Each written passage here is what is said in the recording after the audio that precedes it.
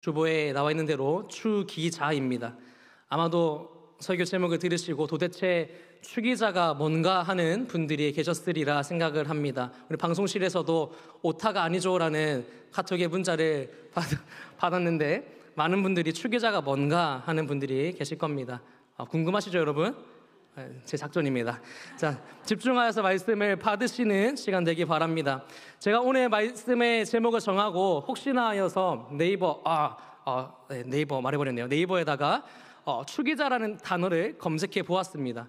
그런데 추기자라는 단어는 없고 대신 유사한 단어가 나옵니다. 추기다라는 단어입니다. 추기다 무슨 뜻입니까? 다른 사람을 꾀어서 거짓말로 꾀어서 무엇을 하도록 한다라는 의미입니다. 저는 이 말씀 시간이 여러분들을 꾀하는 것은 이렇게 속여서 꾀하는 것은 아니고 진리의 말씀을 통하여서 성경이 말씀하는 바가 우리의 삶에 적용되고 순종하는 삶이 되는 시간이 되기를 간절히 소망합니다. 총신대학교 선교대학원에 유해석 교수님이 계십니다. 그 교수님께서 이슬람 경계와 사랑 사이에서라는 책을 출판하셨는데 그 책에 보면 이슬람 문화에 대해 부정적인 견해가 많은 한국에서 이슬람으로 개종하는 사람의 73%가 기독교인이다라고 말하고 있습니다. 한 조사 기관에서 기독교에서 이슬람으로 개종한 사람들의 대상으로 조사를 하였는데 조사의 내용은 이러합니다. 당신은 왜 기독교에서 이슬람으로 개종하였습니까? 라는 질문입니다. 그 질문에 대한 대답이 다양했지만 응답 중에 눈에 띄는 응답이 있었습니다. 그 응답은 기독교가 종교 같지 않기 때문이다라는 응답이었습니다. 그들의 개종의 이유는 이슬람은 엄격한 규율로 신도를 다스리고 훈련시키는 것에 반하여 기독교는 밋밋하다라는 이유를 들었습니다. 무슬림이 되려면 평생 5가지를 지키며 살아야 합니다. 한번 띄워주시겠습니까? 첫 번째는 알라가 유일신이다라는 신앙을 고백해야 합니다. 두 번째로 하루에 5번 정해진 시간에 기도를 드려야 합니다.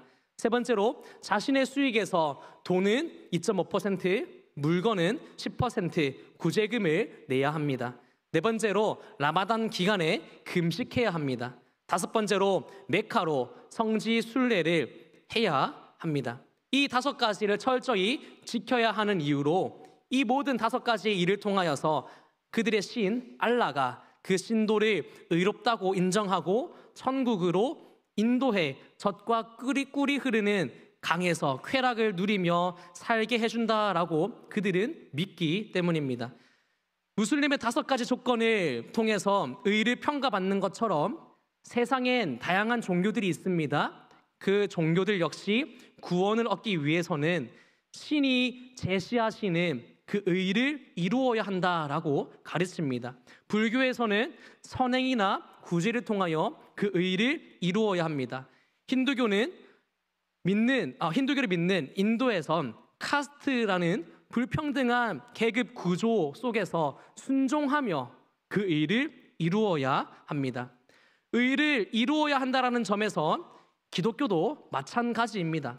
사람이 구원을 얻으려면 하나님 앞에 의롭다 인정받을 만한 의가 있어야 합니다. 그러나 잘 들으십시오. 그러나 세상의 종교와 기독교가 근본적으로 다른 점이 있습니다. 세상의 종교는 자기 노력으로 의를 이루어 구원을 얻어야 한다라고 가르치지만 기독교의 가르침은 자신의 노력으로는 결코 의로워질 수가 없습니다. 오직 예수 그리스도의 의를 덧입어 구원을 이룰 수 있는 놀랍고 비밀스러운 진리를 가르칩니다. 바울은 이 2가지 가르침의 차이점이 무엇인가, 세상과 기독교가 가르치는 차이점이 무엇인가를 본문에서 드러내고자 합니다.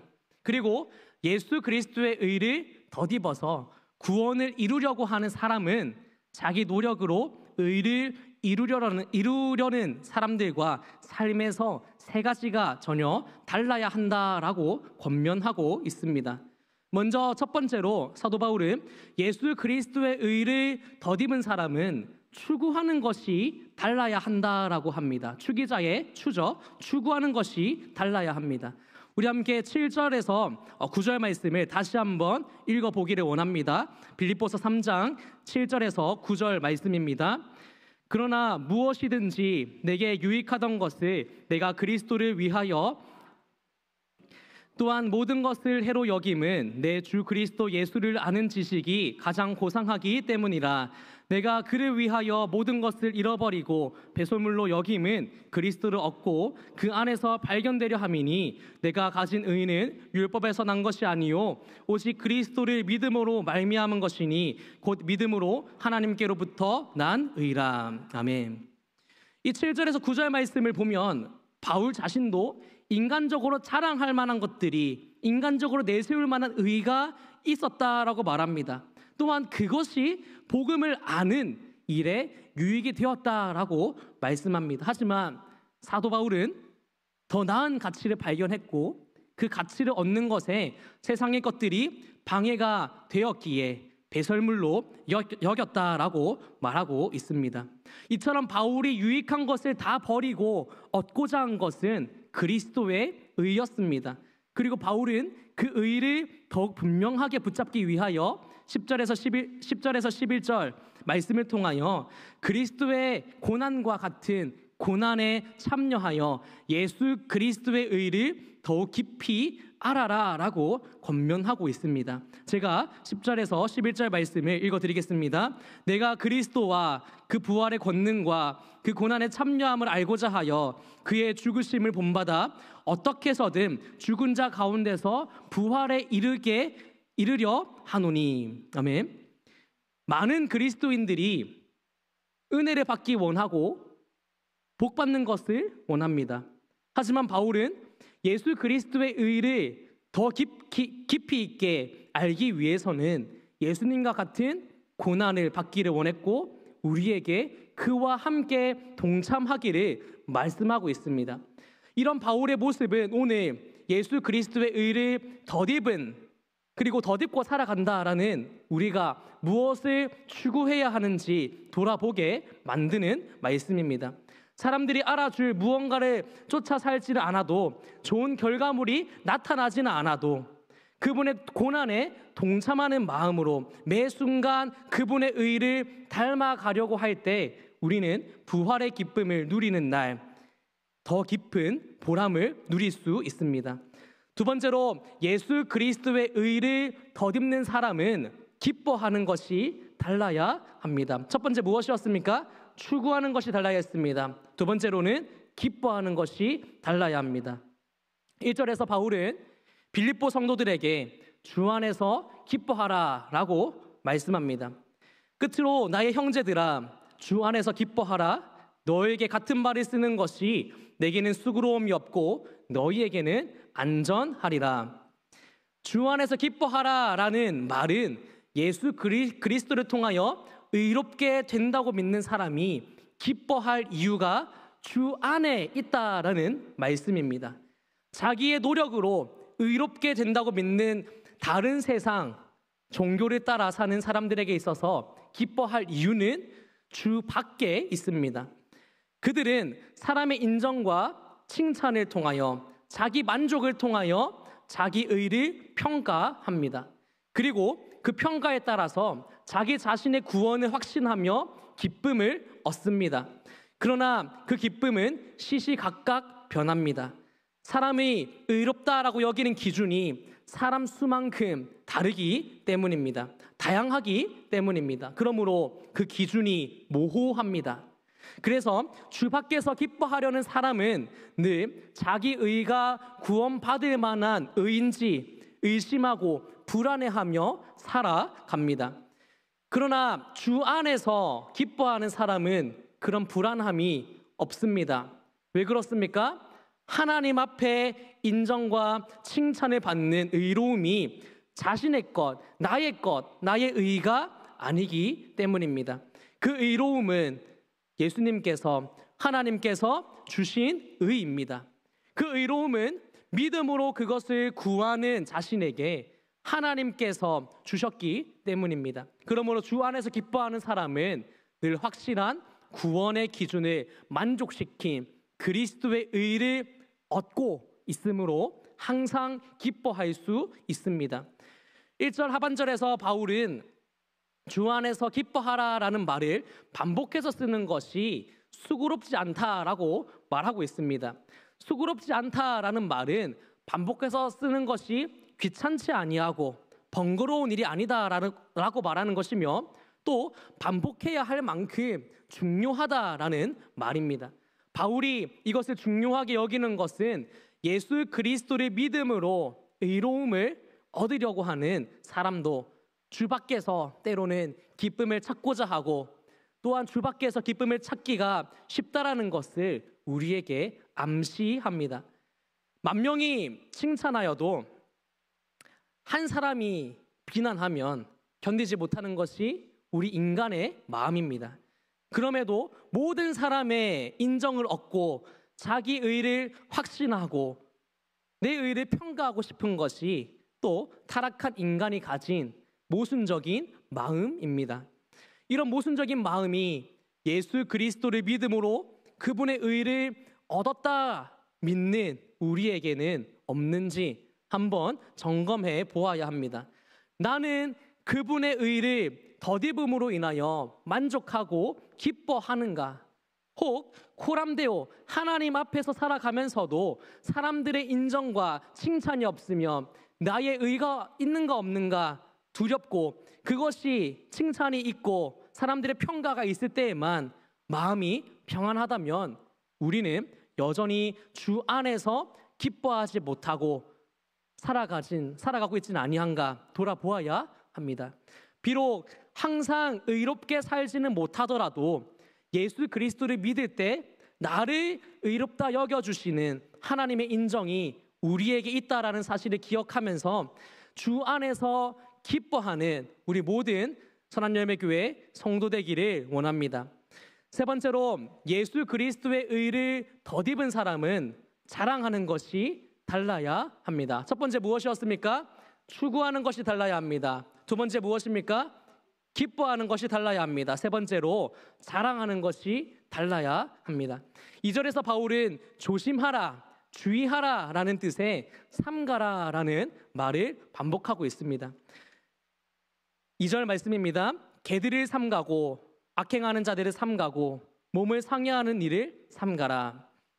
당시 개들은 오늘날의 반려견과는 달리 오물이나 주워 먹고 주변을 더럽히는 존재에 불과했습니다.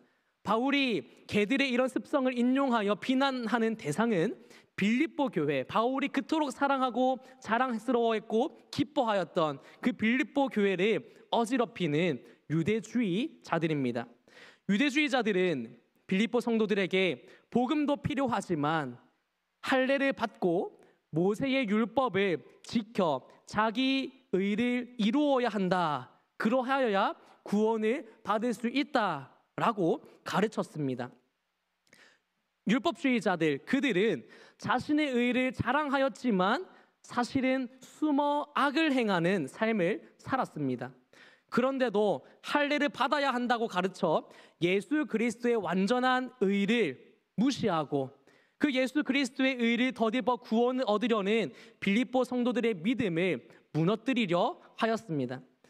유대주의자들이 구원받은 사람처럼 살지 않으면서도 할례처럼 드러난 표식을 자랑하며 너희도 이같이 의를 이루어야 구원을 받는다라고 가르쳤던 것 같이 거룩하게 살지 않으면서 드러나는 신앙생활을 잘 해야 한다, 그러하여야 구원받는다라고 가르치는 사람들은 지금도 있습니다. 한 예로 교회에 나오는 길에 쓰러져 있는 청년을 보고도 그를 피하여 교회에 온 사람이 그저 주일날 출석하였다라는 사실로 자신의 신앙을 평가하고 그것이 자기 신앙의 전부인 양 자랑하고 늦거나 출석하지 못한 사람을 정죄하는 사람도 유대주의자와 비슷한 한 부류의 사람입니다. 내가 헌금한 액수를 기준으로 믿음을 논하는 사람도 마찬가지입니다. 매일 기도의 자리를 지키지만 그것이 자신의 의가 되어 남들을 평가하고 남들보다 내가 더욱더 우월하다라고 여기는 사람 역시 유대주의자들과 같은 사람들 중 한 부류입니다. 우리는 유대주의자가 되지 않기를 원합니다. 우리는 예수 그리스도의 사랑 안에서, 은혜 안에서 그분의 덧입은 의 가운데 기쁨으로 예배하며 서로를 챙기며 서로를 붙들으며 함께 나아갈 수 있는 성도 되기를 원합니다. 4절에서 바울은 유대주의자들이 자랑하는 것은 이미 나 바울도 다 가지고 있고 그들이 자랑하는 것보다 내가 더 자랑할 만한 것들이 많다라고 말하고 있습니다. 함께 4절에서 5절 말씀을 한 목소리로 읽도록 하겠습니다. 빌립보서 3장 4절에서 6절까지의 말씀입니다. 그러나 나도 육체를 신뢰할 만하며 만일 누구든지 다른 이가 육체를 신뢰할 것이 있는 줄로 생각하면 나는 더욱 그러하니 나는 8일 만에 할례를 받고 이스라엘 민족속이요 베냐민 지파요 히브리인 중에 히브리인이요 율법으로는 바리새인이요 열심으로는 교회를 박해하고 율법의 의로는 흠이 없는 자라. 아멘. 바울이 유대주의자들이 자랑하는 것보다 더 자랑할 만한 것을 가지고 있음에도 불구하고 유대주의자들을 향하여 개들, 행악하는 자들이라고 비난하는 것은 그들이 진짜 자랑해야 할 것을 몰랐기 때문입니다. 바울은 3절에서 예수 그리스도의 의를 덧입은 사람이 마땅히 자랑해야 할 것이 무엇인가를 가르치고 있는데 빌립보서 3장 3절 말씀을 제가 읽어드리겠습니다. 하나님의 성령으로 봉사하며 그리스도 예수로 자랑하고 육체를 신뢰하지 아니하는 우리가 곧 할례파라. 겉으로 보이고 드러나는 것을 의로 여기며 자랑 삼아 살아가는 사람이 아니라 그들이 구원받은 사람이 아니라 세상 속에서 살아가지만 늘 성령을 의지하여 그리스도인답게 살아가는 사람, 교회 공동체에서 아무도 알아주진 않지만 인정해주진 않더라도 맡은 자기의 직무를 묵묵히 행하며 헌신하는 사람, 드러나진 않아도 이런 사람들이 진정 자랑할 만한 사람이다라고 말씀합니다. 며칠 전 제가 생활하고 있는 학교에서 점심 체플 시간에 원우회를 통하여 학교 식당 사장님께 감사패를 드린 시간이 있었습니다. 그때 많은 원우들이 큰 박수를 보내며 그 사장님을 격려해드리는 모습을 보면서 나는 하나님 나라에서 자랑스러운 사람이란 지금 사람들이 인정하지 않고 알아주지 않고 사람들 눈에 보이지 않아도 그 수고와 헌신이 가려져 있어도 주의 영광을 위하여 묵묵히 헌신하는 사람이 자랑할 만한 사람이며 칭찬받을 만한 사람이다라는 것을 발견하게 되었습니다. 언젠간 우리 모두 하나님 앞에 설 때에 우리의 자랑이 무엇인가 한번 생각해 볼 필요가 있습니다. 그날에 박수 받고 지금까지 이름도 없이, 저는 처음 봤습니다. 사장님을 이름도 없이 모습도 없이 헌신하며 수고하셨던 그 사장님처럼 이름 없이 주를 위해 산 그것이 우리의 자랑이 될 것이며 또한 하나님 앞에서 칭찬받을 만한 일이 될 것입니다. 지금 우리가 추구하는 자랑은 무엇입니까? 남보다 나를 더 낮게 보이는 것을 자랑하고 또 그것이 나의 기쁨이 마냥 또 나의 명예처럼 삼으려고 하는 마음은 우리 안에 없습니까? 늘 나보다 남을 낮게 여기며 또 주님의 도우심 없이 결코 의로운 것이 없는 우리임을 기억합시다. 참되게 자랑할 것을 위해 살아갈 수 있는 우리가 되기를 간절히 소망합니다. 말씀을 마무리합니다. 바울은 예수 그리스도의 의를 덧입어 구원을 얻는 사람은 세 가지가 다르다라고 말하였습니다. 먼저는 추구하는 것이 다른 사람입니다. 두 번째로 기뻐하는 것이 다릅니다. 세 번째로 자랑하는 것이 달라야 합니다. 이것이 다름은 그리스도의 의를 우리의 삶에서 완전히 누리고 이루게 하기 위해서입니다. 그리스도의 의가 우리의 삶 가운데 풍성히 나타나기 위함입니다. 그리스도의 의를 분명하게 덧입어 살아갈 수 있도록 그리스도의 고난에 참여하기를 추구하며 주 안에서 기뻐하고 참된 자랑할 수 있는 바로 추기자 하는 우리 모두가 되기를 간절히 소망합니다. 기도하겠습니다. 살아계신 아버지 하나님, 오늘